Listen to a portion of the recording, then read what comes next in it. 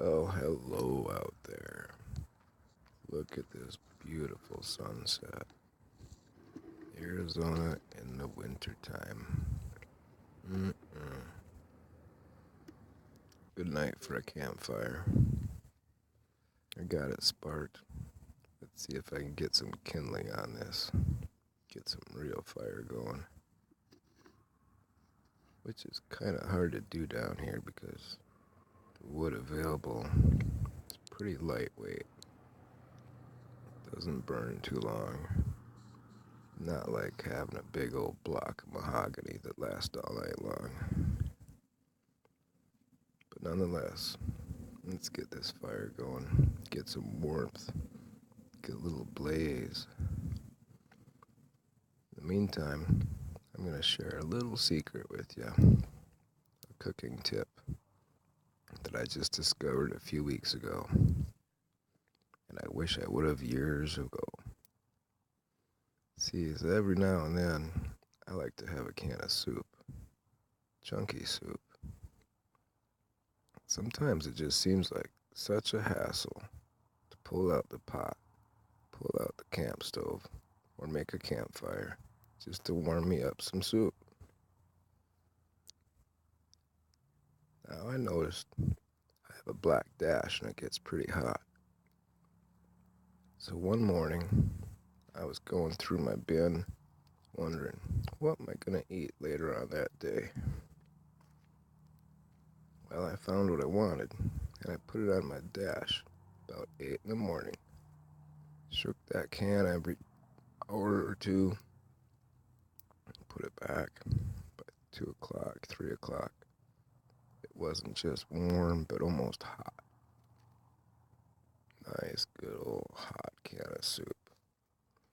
No energy, no fuel, no pots dirtied up.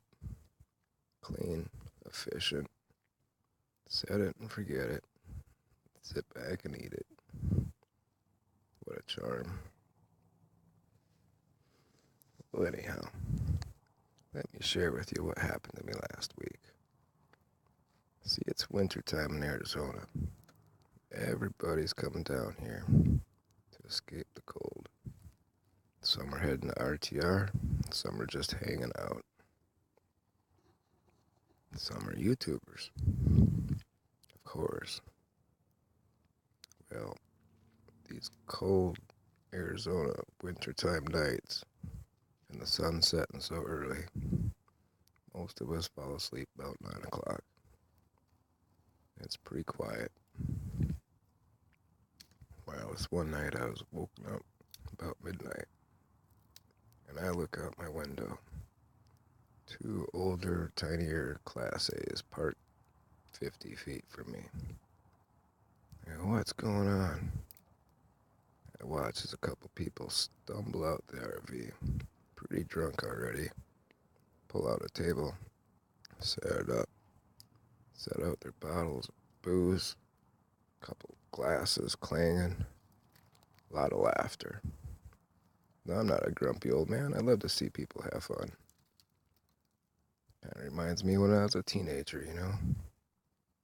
But when you get 50, 60 years old, you tend to mellow out a little bit. Not all of us, just some of us. I go, they're all ripped anyhow. I'll just go back to sleep. They won't last long. No big deal. Even though, at first I thought about driving to the opposite corner. And I knew they woke everybody in the camp up. Some people weren't moving away. I figured I'd stick it out. Besides, they were pretty ripped. How long are they gonna last for anyhow, you know?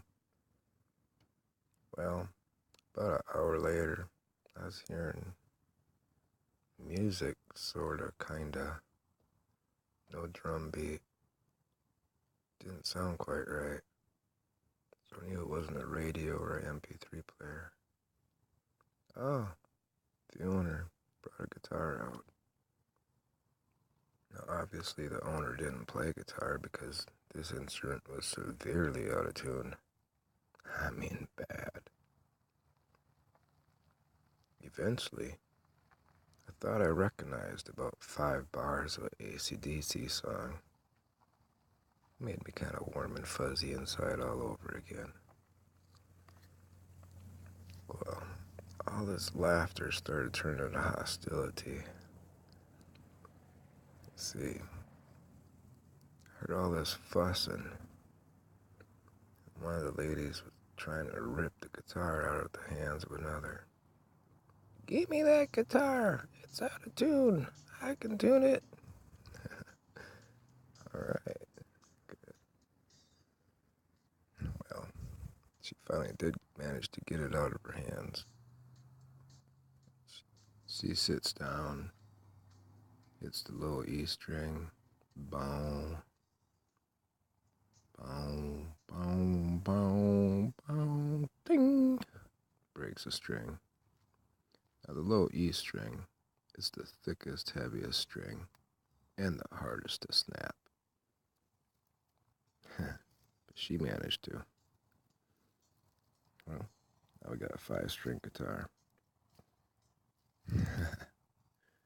Well, once that string broke, there was a line in the sand between the 4 of them, 2 on each side, all fussing and shouting and yelling at each other.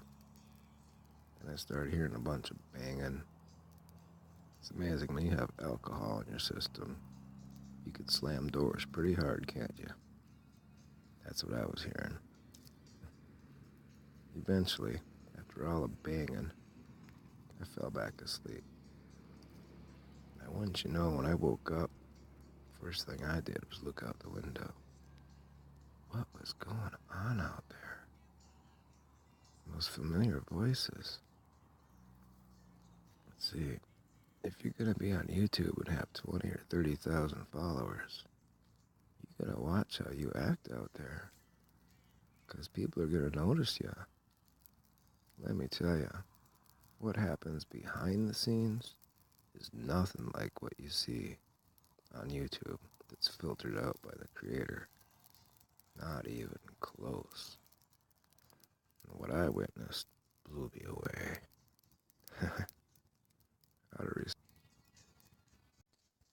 And what I saw was 2 women laying on the ground in some strange contorted position, one with her mouth in the sand, an empty bottle on its side, and a broken guitar laying between the 2 of them.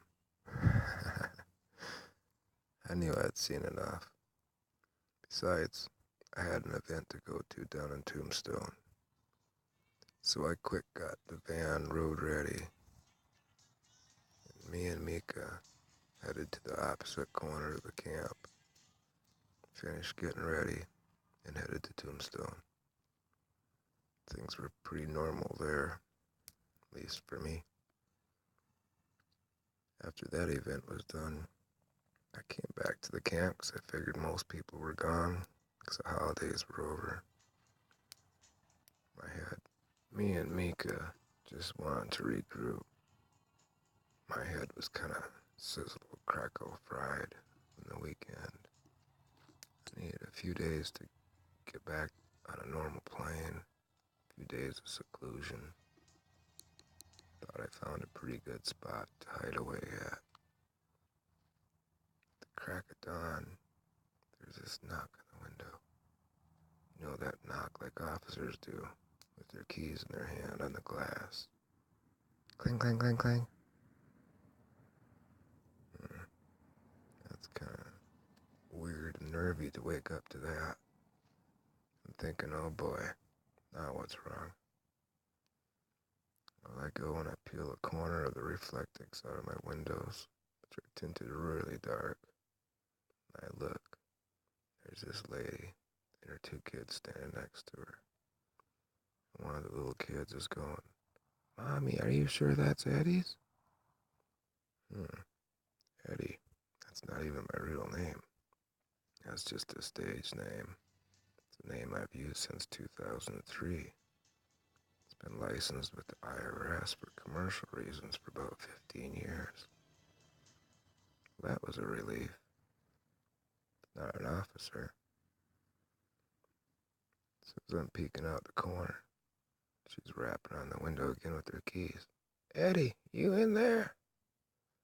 I know my windows are kind of dark, so I don't know if she could see me or not. It was starting to get bright out.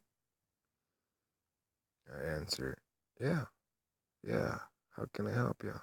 What's up? I cracked the side door window open a little bit. We just wanted to say hi. We recognize the van. I'm thinking to myself, do you got a Mars bar with almonds? I could really use that right now.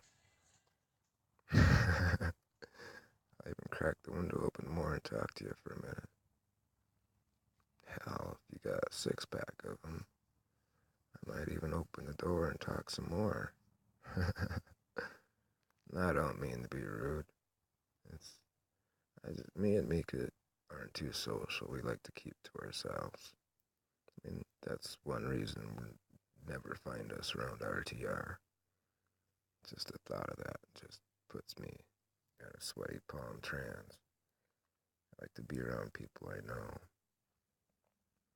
Now, the people I follow on YouTube, you know who you are, 'cause I put a comment in there.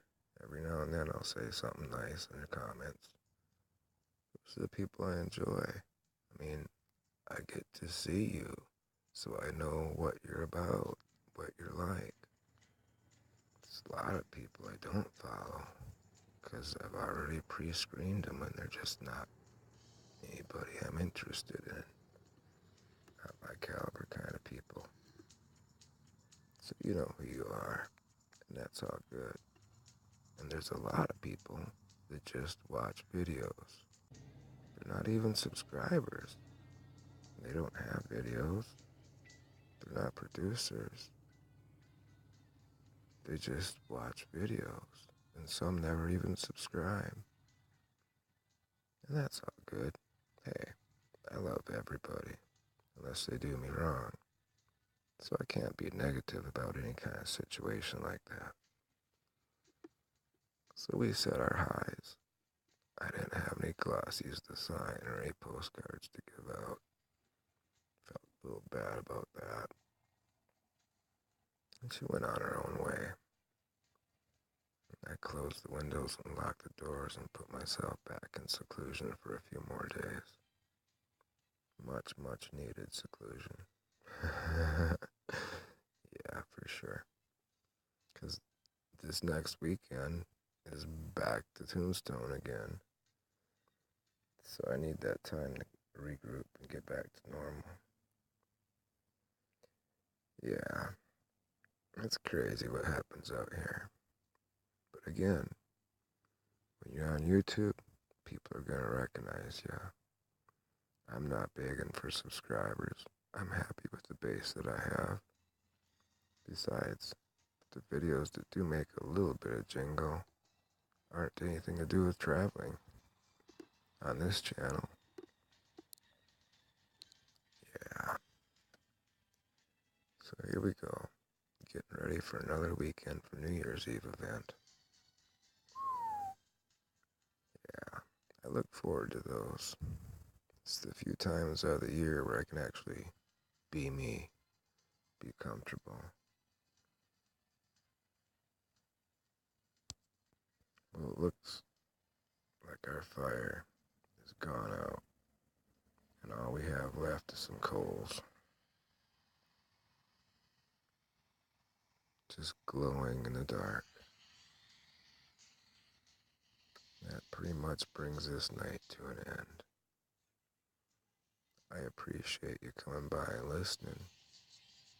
I appreciate everything anybody does that's positive. I'm a happy-go-lucky, positive person. I always appreciate it. I hope you all had an awesome Christmas, and we'll have an awesome New Year's. Reflect back on the last year, as you should do, I think, and think of ways that you can make yourself a better person to others, to offer the absolute best of yourself to others, to help others, to bring them happiness, to help them in times of need. think that's what our purpose here is really all about. Take care, everybody. Have a good one. Blessings, peace, and have an awesome Happy New Year.